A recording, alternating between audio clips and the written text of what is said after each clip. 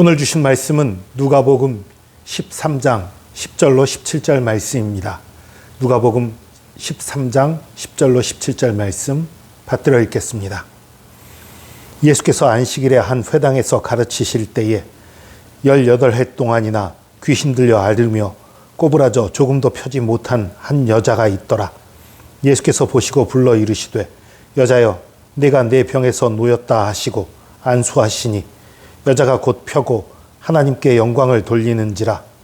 회당장이 예수께서 안식일에 병 고치시는 것을 분내어 무리에게 이르되 일할 날이 엿새가 있으니 그동안 와서 고침을 받을 것이요 안식일에는 하지 말 것이니라 하거늘 주께서 대답하여 이르시되 외식하는 자들아 너희가 각각 안식일에 자기의 소나 나귀를 외양간에서 풀어내어 이끌고 가서 물을 먹이지 아니하느냐.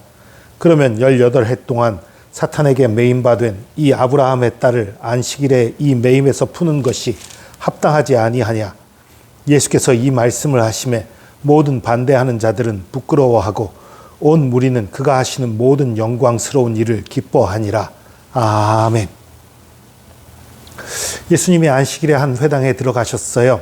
그런데 그곳에 18해 동안이나 귀신 들려서 앓으면서 꼬부라져서 몸을 펴지 못하는 그런 여자가 있었다는 거예요. 그것을 보고 예수님이 부르셔서 여자여 내가 네 병에 놓였다 하시면서 안수하셨어요. 그랬더니 여자가 곧 펴고 하나님께 영광을 돌려요. 그랬더니 그것을 보고 있던 회당장들은 대부분 율법학자인 경우들, 바리새인인 경우가 많았지요. 회당장이 분노를 하는 거예요. 안식일을 안 지킨다고. 그래서 뭐라고 말하냐면 일할 날이 엿새가 있으니까 그 6일 동안 와서 고침받고 안식일에는 와서 고침받으려고 하지 마라. 이런 소리를 하는 거예요.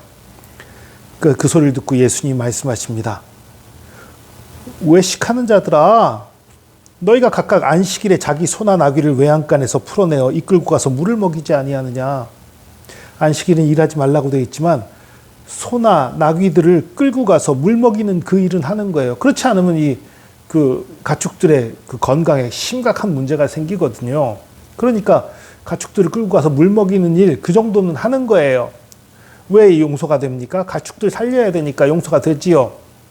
그러면서 사람이 18해 동안이나 고생하고 힘들어하고 있는 그 죄에 눌려있고 병마에 눌려있는 그 여인을 자유케 한 일, 고쳐준 일, 그 일은 당연한 것이 아니냐. 안식일이라고 하루 더 고생해. 이건 말이 안 되지 않느냐.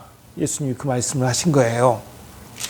그 말을 듣고 사람들이 반대하던 자들은 부끄러워하고 또 다른 무리들은 하나님께 영광 돌렸다라는 얘기예요. 여러분, 우리 그래서 기억해야 돼요.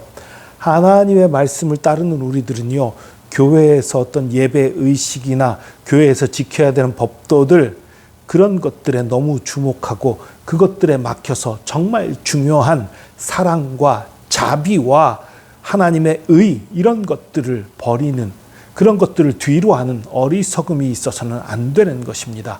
예배보다 먼저인 것이 사람을 살리는 일입니다. 예배보다 먼저인 것이 용서를 구하는 것입니다. 예배보다 먼저 있는 것이 용서하는 것입니다.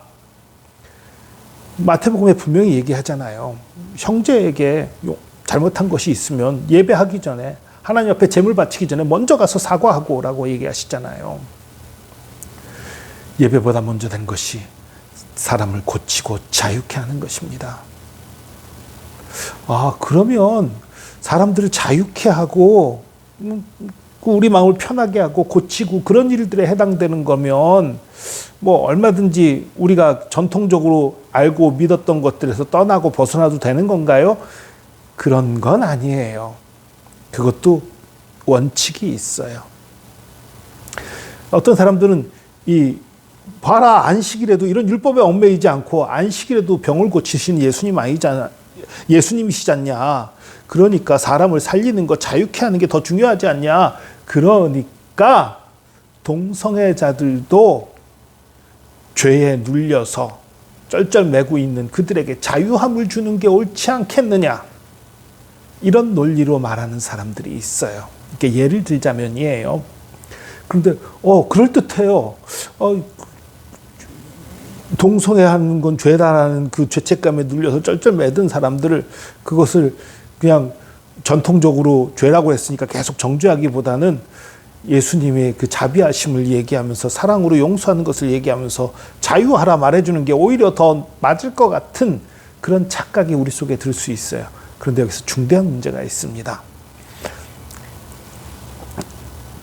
18해 동안 병에 고생했던 이 사람을 고치는 것, 이건 하나님의 창조 섭리에 위배되는 게 아니지요. 하나님의 창조 섭리는 원래 우리를 건강하게 만드셨어요. 죄 때문에 우리가 건강을 잃고 고생하게 된 거지요. 그런데 동성애라는 건 어떤 것입니까? 하나님의 창조 원리에 위배되는 거지요.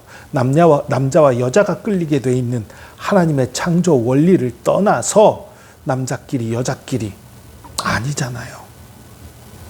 하나님의 창조 원리에 어긋나는 이것을 우리를 자유케 하는 거니까 좋은 거다? 아니에요. 그건 하나님을 거역하는 것이고 하나님에게 대적하는 것입니다.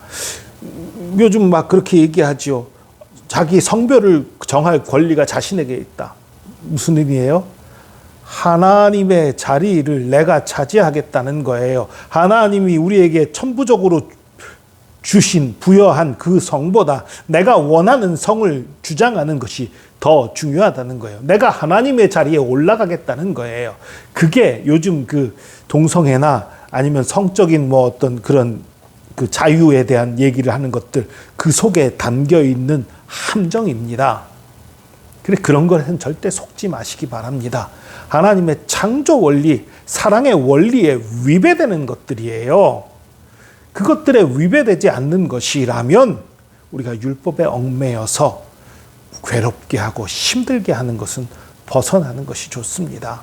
율법으로 사람을 괴롭게 하고 얽어매고 힘들게 하는 것보다는 자유케 하고 치유하고 고치고 사랑하는 것이 훨씬 좋은 거예요.